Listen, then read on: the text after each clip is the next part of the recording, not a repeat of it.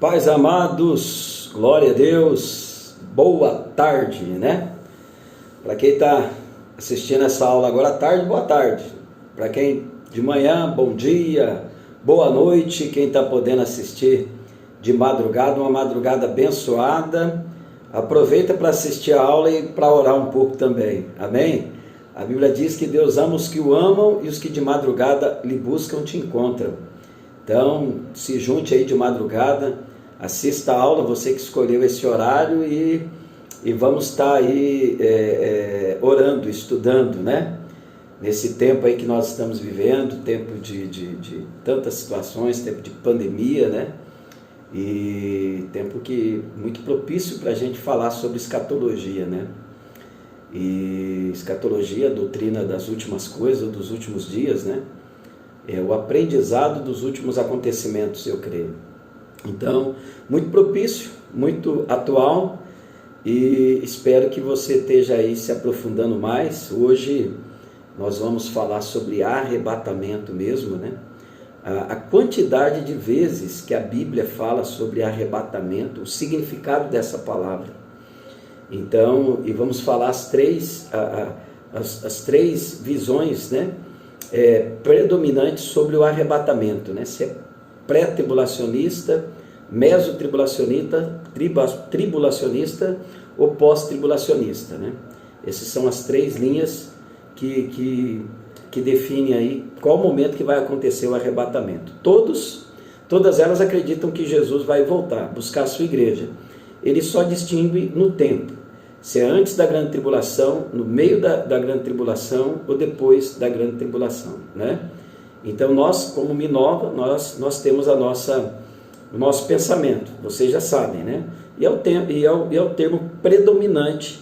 Você for estudar a história das igrejas, né, dos ministérios, nós temos um ponto predominante aí, que é a visão pré-tribulacionista, né? Mas você vai ter liberdade de pesquisar as outras duas linhas. Ela tem os seus argumentos, né? Usam os seus textos bíblicos, e você vai resumir o que nós vamos falar hoje, né? Sobre o arrebatamento, significado, os textos bíblicos, né? O seu entendimento sobre o arrebatamento e o resumo das três visões bíblicas do arrebatamento, tá?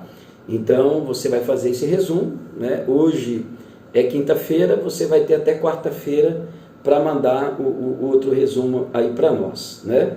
Então você tem sexta, sábado, domingo, segunda, terça, quarta-feira, manda 5 dias, porque quarta-feira eu já quero, em nome de Jesus, mandar a nova aula. São 4 aulas, né, para a gente finalizar e não perder tempo, amém? Então vamos orar, pedir a Deus que Deus te dê tranquilidade. Procure um lugar calmo para você assistir a aula, para você poder aprender do que Deus tem para você. Com certeza você vai se aprofundar nesse ensino. Nós só estamos abrindo uma porta para você. Entrar lá dentro cabe a você, né?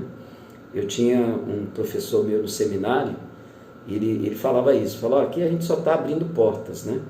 Então, o objetivo da aula, o propósito da aula, eu creio, é instigar a curiosidade do aluno e deixar o aluno pegar esses pontos que a gente dá, essas ideias, esses pensamentos, e vocês se aprofundarem nele com temor em Cristo, com sabedoria, com humildade. Estamos aqui para tirar as dúvidas e ali você se aperfeiçoar e se tornar uma pessoa que tenha o conhecimento necessário, né? O mais importante é saber que Jesus vai voltar e pregar isso. Isso é a razão da igreja existir, é saber que Cristo vai voltar. Nós vamos comparecer diante do tribunal de Cristo. Então se fundamente nisso, amém? Vamos orar?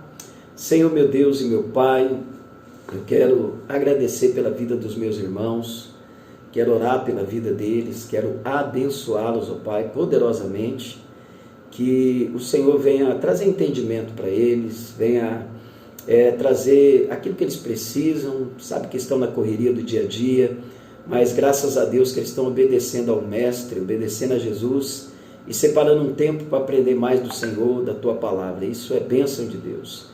Então abençoa os seus filhos, fala com eles, ó Pai, abre o entendimento para que eles possam entender isso, Pai, o arrebatamento, Pai, e ter o entendimento correto. Te peço isso no nome de Jesus, amém. Amém? Então vamos lá, pegando as anotações, nós falamos na última aula sobre a questão da escatologia, né? Seja ela a nível pessoal, né? Sobre a morte, sobre esse estado do sono, né? Da alma, de voltar para Deus à espera do julgamento. A escatologia geral, né? A segunda volta de Cristo, nós já falamos um pouco, que será o arrebatamento da igreja. Então, são situações que a gente precisa ter um entendimento correto, né? Na escatologia geral, a gente tem também a questão do que vai acontecer no mundo, né? O mundo, a Bíblia diz lá em Pedro, que está sendo entesourado para o fogo, novos céus e nova terra. Então, nessa escatologia cósmica, existe aí um princípio. Não vou me aprofundar muito nisso, mas se der tempo a gente fecha um pouco mais nisso, porque eu queria trazer mais para vocês, até aproveitando o contexto, essa questão do arrebatamento. Porque eu creio que tudo que está acontecendo, não é? Esse confinamento, eu chamo de confinamento, esse isolamento, esse controle que nós estamos tendo hoje, né? Você vê várias cidades, estão até em Palmas, a pessoa que está contaminada com o vírus, ela é monitorada pelo celular. Então, tudo isso, querido, é uma preparação para o anticristo, muito forte. Eu tenho dito que isso aí caiu como luva na mão do diabo, né? O diabo não sabe quem vai ser o anticristo. Ele não sabe quando Jesus vai voltar. Mas ele fica prestando atenção no ambiente, no que está acontecendo, né? Então, o que está acontecendo, eu creio, né? A volta de Cristo está muito próxima.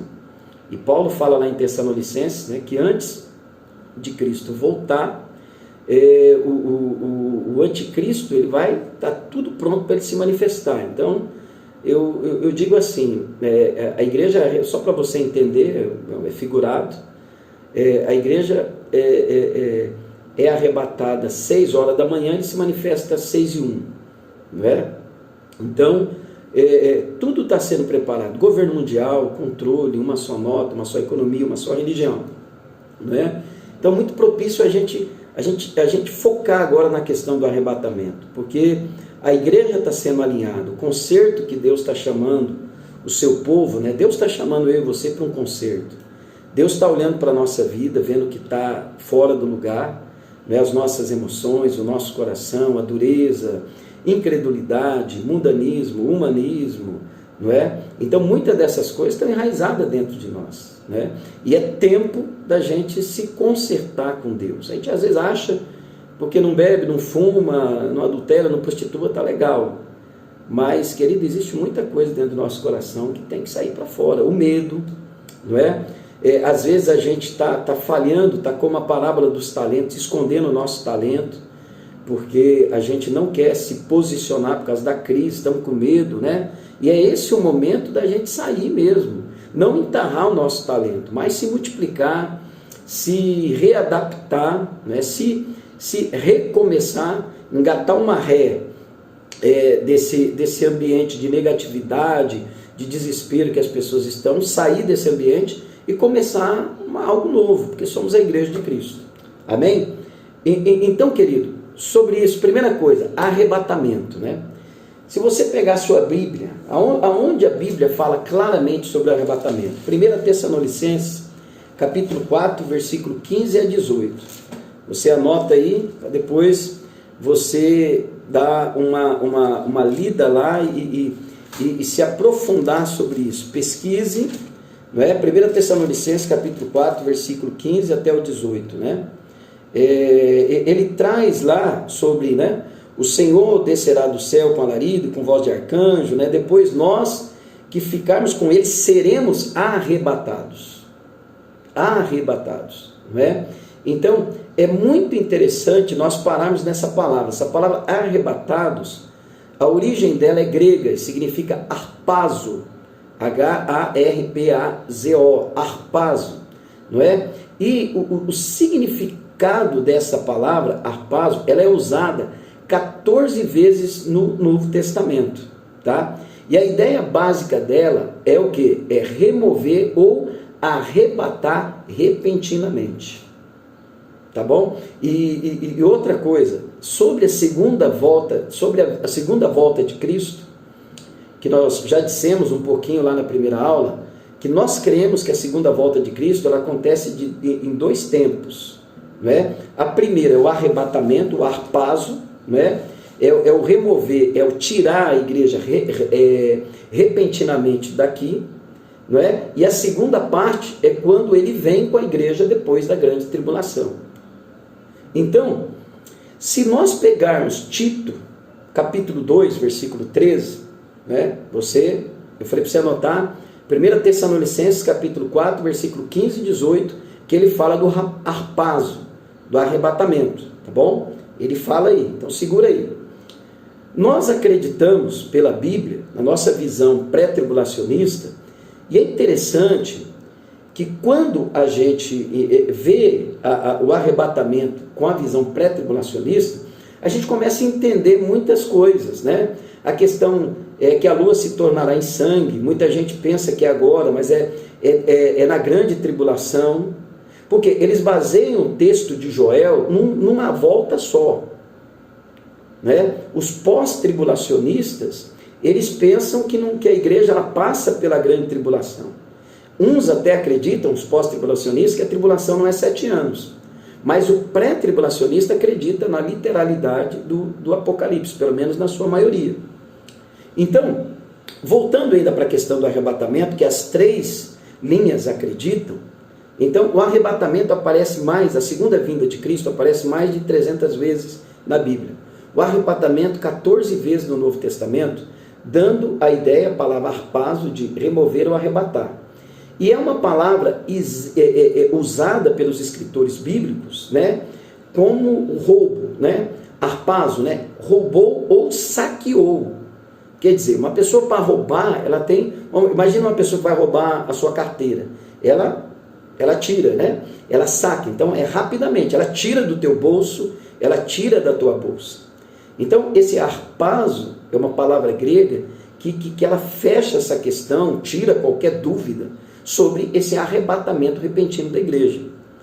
Quando o harpazo tem esse significado de roubo ou saque, está lá em Mateus capítulo 11, 12, 12, 29, 13, 19, capítulo 10 de João, versículo 12, versículo 28 e 29, tá? De roubo ou de saque. E remoção, que é remover, tirar a igreja daqui, está lá em João 6,15, Atos 8,39, Atos 23,10 e Judas 23. Né? Então, é muito interessante, e tem outra definição para esse arrebatado, que é o que Paulo usa lá em 2 Coríntios, capítulo 12, 2 e 4, e a ascensão de Cristo, que João usa em Apocalipse, capítulo 12, versículo 5, que dá esse significado de levar para o céu. Então, todas essas definições eu estou te dizendo para não te mostrar dúvida sobre arrebatamento. Né? Como eu sempre digo, tem hoje, é triste dizer isso, mas tem igrejas que não acreditam mais no arrebatamento. Isso é triste, irmãos. É muito triste isso, mas está aí na Bíblia, não é? Então, querido, eu tenho até um autor que eu gosto de falar ele, se você tiver condições, é que aqui no vídeo não vai mostrar claramente. Eu amo essa enciclopédia da CPAD, aí para você, eu sei como que ela vai aparecer. E todo o meu estudo escatológico, eu uso essa enciclopédia aqui, boa parte, né? É a Enciclopédia Popular de Profecia Bíblica. Ela é de Tim LaHaye e Ed Hindson, da CPAD. Se você tiver condições, nós não temos na igreja, né? Mas podemos pedir para você, ela é excelente. Acredito que ela não é muito cara, mas é algo para você que quer se aperfeiçoar no estudo da palavra de Deus, excelente, né? Então, harpazo é a palavra correta para definir o arrebatamento da igreja. E agora, voltando a Tito, capítulo 2, versículo 13, vamos lá para Tito, e é um livro que nós vamos finalizar o nosso propósito, é Tito. E Tito, capítulo 2, versículo 13, ele é um versículo só que ele traz, neste versículo, a volta de Cristo nas 2 etapas. A primeira, quando ele diz aqui, aguardando a bem-aventurada esperança. Na minha Bíblia, ela até coloca aqui um ponto, né, aquela letrinha, porque ela separa os dois. O que é a bem-aventurança? É o arrebatamento da igreja. Toda vez que você vê na Bíblia bem-aventurança, que você vê em Tito bem-aventurança, é o arrebatamento, é a encontro da noiva com a noiva, tá? E aí ele parte para a segunda parte da volta de Cristo, né? O segundo evento que contém dentro da segunda vinda de Cristo é o aparecimento da glória do grande Deus e nosso Senhor Jesus Cristo. Então, a bem-aventurança é o arrebatamento, e a manifestação da glória de Deus é quando depois da grande tribulação ele vem, né, para instituir o milênio, né? Ele vem aqui para instituir os 1000 anos que nós vamos governar com ele. Depois ele vai derrotar Satanás, enviar ele para o inferno, a besta, o falso profeta, instituir o julgamento do trono branco, né? Então isso é muito interessante. Na próxima aula a gente vai falar o que vai acontecer na grande tribulação. E o interessante é que a Bíblia, quando João ele fala, depois que João fala lá das cartas, 7 igrejas, aí João se cala. Então, e quando João se cala, e ele volta a falar da igreja, se não me engano, lá no capítulo, não me lembro se é 21, 22 de Apocalipse, é o período da grande tribulação. Não existe nenhuma recomendação na Bíblia para a igreja na grande tribulação. Tá bom? Então, vamos lá. Nós vamos continuar, tá bom? Então, guarde isso aí, Tito capítulo 2, versículo 13, harpazo, é o que define essa palavra grega, arrebatamento, não tem dúvida. Você pode pesquisar mais, busque mais referências bíblicas, eu te passei várias delas aqui. E agora nós vamos trabalhar essa questão das visões, né? que são lá pré-tribulacionismo, pós-tribulacionismo e mesotribulacionismo, que são posições diferentes acerca do tempo do arrebatamento da igreja, não é? E essas 3 opiniões, elas estão dentro da escatologia bíblica, e elas dividem o pensamento dos cristãos, dos teólogos, dos pastores, né? Só que todas elas concordam com o arrebatamento da igreja. Então, glória a Deus por isso. Eles só discordam do tempo, tá bom? Então, eu quero que você pesquise, tá? As 3. Vou dar aqui uma definição bem superficial das 3, e para você ter um entendimento e depois você se aprofundar, né? Definir a sua. Nós, como Minova, somos pré-tribulacionistas, acreditemos no milênio, a literalidade dele, não sabemos, a única coisa, não sabemos se é 1000 anos literal ou 1000 anos figurado, mas cremos no milênio, nós cremos, tá? Cremos que a igreja é arrebatada e depois ela volta com Cristo. Paulo fala isso em Coríntios, que a igreja vai julgar a terra, vai julgar os anjos, né? Então, seria muito difícil acreditar em várias profecias bíblicas se não existisse essa questão da igreja não passar pela grande tribulação. E uma das que eu gosto muito está lá em 1 Tessalonicenses 1,10. Abra sua Bíblia, você está em Tito, volta um pouquinho. 1 Tessalonicenses 1,10. Até a gente estava numa célula online, né? Logo no começo a gente estava com muito problema na internet, e quem sabe agora que nós estamos praticamente resolvendo o problema da internet, a gente volte a fazer essa célula sobre arrebatamento, ou eu vou selecionar os melhores alunos aí para a gente finalizar sobre escatologia, né? A última célula do mês aí, ou a primeira do mês de junho, a gente retomar esse tema tão gostoso, ok? E 1 Tessalonicenses 1,10 ele diz assim: e esperar dos céus a seu Filho, a quem ressuscitou dos mortos, a saber, Jesus, que nos livra da ira futura. A ira futura, querida, é a grande tribulação. É o período que Deus vai derramar da sua ira sobre os homens. Não é?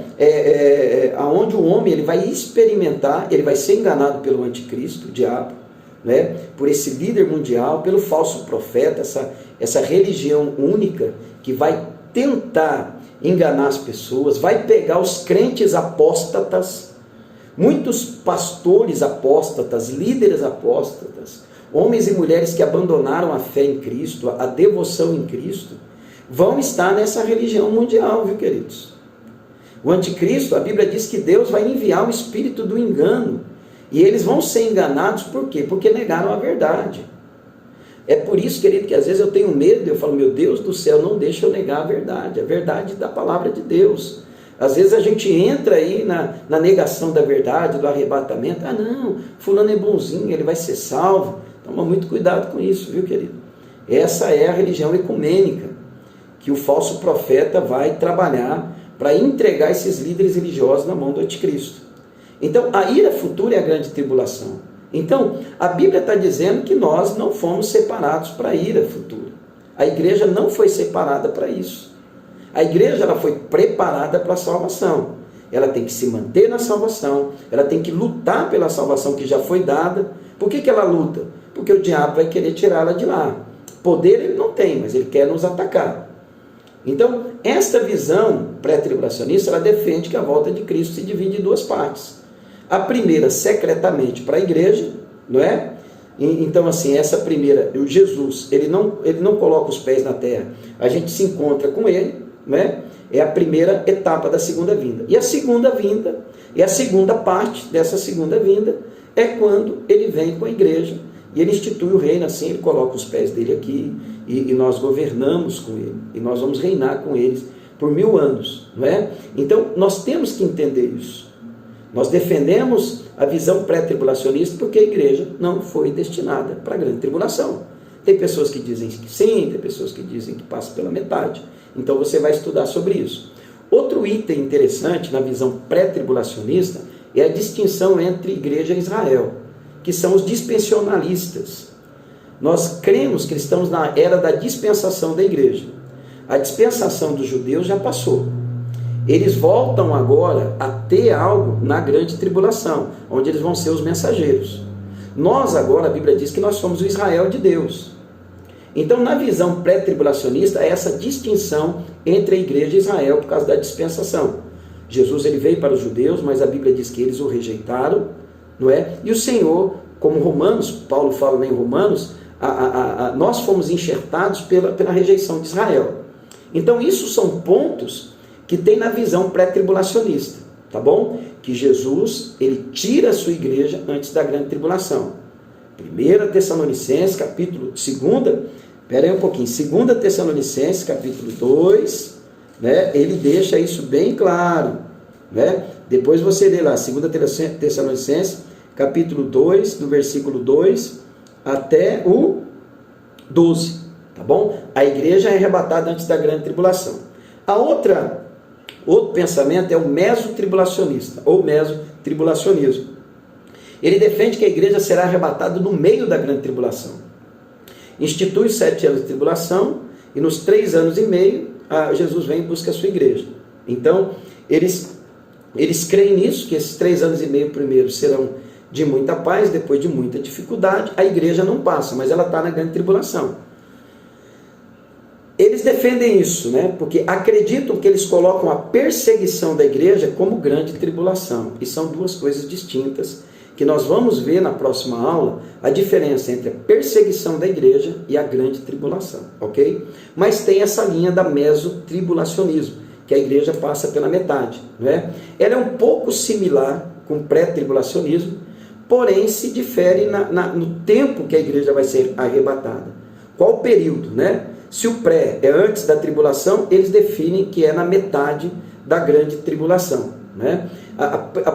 Eles usam 2 Tessalonicenses para isso, e eu não consigo ver ali essa similaridade, ou essa fundamentação. Pelo contrário, quando Paulo fala que o anticristo, a pessoa não se manifestou, porque existe o algo que o detém, e esse algo aí no original está no masculino, é o Espírito Santo, porque o Espírito Santo habita na igreja. Quando aquele que o detém ser retirado da igreja, ele vai se manifestar, tá? Mas eles usam isso. Então, dê uma pesquisada sobre o meso e forme ali o seu resumo. E o terceiro e o último é o pós-tribulacionismo. Ele defende que o arrebatamento da igreja e a segunda volta de Cristo é tudo um único evento, né? Não há distinção. Então, aí mistura tudo. Né? A lua, os sinais, as trombetas, tudo, eles misturam tudo, que a igreja vai passar por tudo isso aí. E isso, querido, gera mais confusão, gera mais várias situações. E aí você não consegue conciliar os versículos que dizem: né? A bendita esperança, a bem-aventurada esperança. Nós não fomos destinados à ira, né? Nós não fomos destinados a isso. Aquilo que o Senhor diz lá em Apocalipse, que Ele vai nos livrar do dia da grande tribulação. Aquilo que Jesus fala lá em Mateus 24, que nunca houve, os dias da grande tribulação nunca houve na face da terra. Então, mas é importante você pesquisar sobre o pós-tribulacionismo. Tá? Ele tem as suas linhas, né? E quando eles definem isso, né? Ou eles são amilenistas, né? Não acreditam no milênio. E eu confesso que logo no começo da minha conversão, eu tinha uma certa dificuldade de aceitar o reino milenar de Cristo. Mas depois, você vai lendo, você vai estudando, você vai vendo opinião. Eu tive uma conversa muito séria com o meu diretor de seminário, um batista, ele convicto, homem de Deus, missionário, não é? Pensa num homem de palavra, de conhecimento e de vida com Deus. E aí ele foi me explicando, passo a passo, e aquilo ali entrou dentro do meu coração. Então assim, mas é importante você dar essa pesquisada. Amém, querido? Então, resumindo, o arrebatamento da igreja, como eu falei, harpazo, a Bíblia traz várias versões, vários versículos.